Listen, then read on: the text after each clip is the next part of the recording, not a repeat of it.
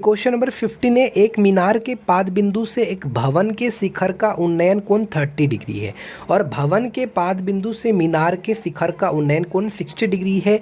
यदि मीनार की ऊंचाई 50 मीटर है तो भवन की ऊंचाई ज्ञात करें।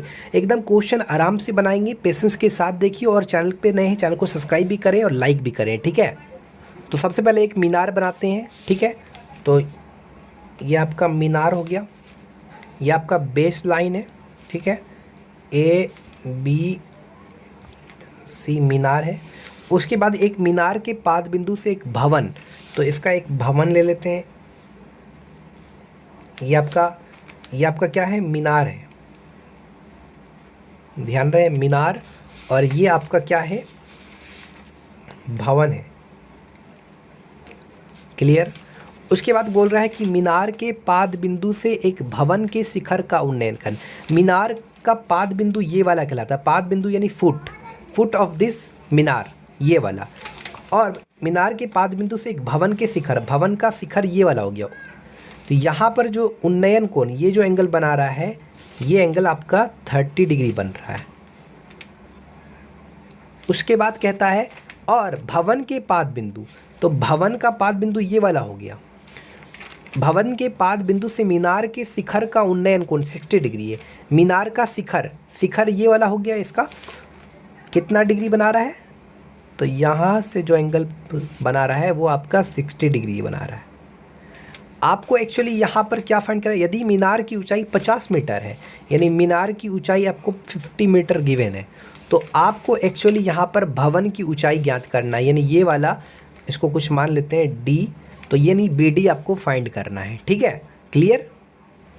यहाँ पर आपको गिवन क्या है कि ये जो मीनार का हाइट है, यानी जो AC है वो आपका 50 मीटर है, हाइट मतलब मीनार की ऊंचाई। यहाँ पर आपको जो भवन की ऊंचाई है वो आपको फाइंड करना है। तो यहाँ पर लेट ये जो भवन की ऊंचाई है, ये लेट DB बराबर H मीटर मान लेते हैं, ठीक है।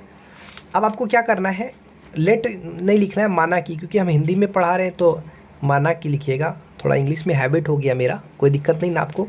अब आपने क्या करना है, ट्रायंगल, ये बड़े वाले ट्रायंगल देख रहे हो, ABC में लेना है, ट्रायंगल ABC में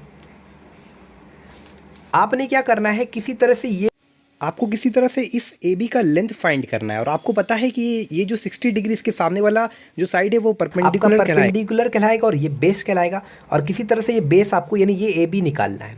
तो आप कौन सा लेगो, अगर आप 10 लेते हो तो P/B यानी 10 ही लेना पड़ेगा। 10 लोगे तो इन ट्रायंगल ABC में आप tan 60, तो tan of angle equal to P/B। P कितना है 50 और B आपका AB यानी 50/AB। अब आपने tan 60 का वैल्यू आपने जाना ऑलरेडी कि tan 60 का √3 होता है 50/AB। तो AB बराबर जो आपका निकलेगा वो आपका 50/√3 निकल जाएगा, 50/√3 मीटर। ये AB का वैल्यू हो गया, क्लियर है। उसके बाद आपको एक्चुअली यहाँ पर फाइंड करना है भवन की ऊंचाई यानी DB, ठीक है। तो यहाँ पर अब लेंगे आप ट्रायंगल ABD में ये आपका कितना एंगल बन रहा है, यहाँ पर 30 डिग्री बन रहा है। तो 30 डिग्री के सामने वाला ये P और ये B, यहाँ भी आपको tan यूज़ करना पड़ेगा। तो tan 30 degree, tan of angle equal to P/B, यानी P मतलब DB का हाइट को क्या माना कि DB बराबर H, तो H मान लिया। उसके बाद B, ये AB है, AB का कितना है आपको यहाँ पर H/AB लिख लो। उसके बाद tan 30 का वैल्यू कितना डालते हो, 1/√3 डालते हो क्या, tan 30 का वैल्यू होता है 1/√3। H के जगह H रहने दो, और AB का यहाँ पर वैल्यू आपको दिया हुआ है 50/√3, अभी जस्ट हमने फाइंड किया, तो यहाँ पर 50/√3 डालो। उसके बाद 1/√3 है, ये जो √3 दिख रहा है आपको ये ऊपर चला जाएगा, तो √3 H/50 हो गया। यहाँ पर अब जो आप मल्टीप्लाई करोगे तो √3 × √3 H बराबर 50 होगा। तो यहाँ पर √3 यानी 3H बराबर 50। तो यहाँ पर जो H का आप हाइट जो निकलेगा यानी 50/3 जो निकलेगा, ये आपका कितना आ गया 50/3 मीटर। तो ये आपका किसका हाइट हो गया। तो ध्यान रखिए भवन की ऊंचाई आपको ज्ञात करना था, तो यहाँ पर भवन की ऊंचाई हमने जो निकाला क्लियर तरीके से आप देख सकते हैं।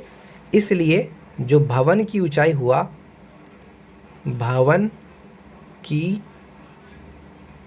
ऊंचाई कितना हो गया 50/3 मीटर। तो ये आपका आंसर हो गया क्लियर तरीके से, यहाँ पर लिख दिया हमने। ठीक है, बार बार देखो, बार बार समझो, अच्छा से एकदम डिटेल में हमने बता दिया, इससे बेहतर बताया नहीं जा सकता।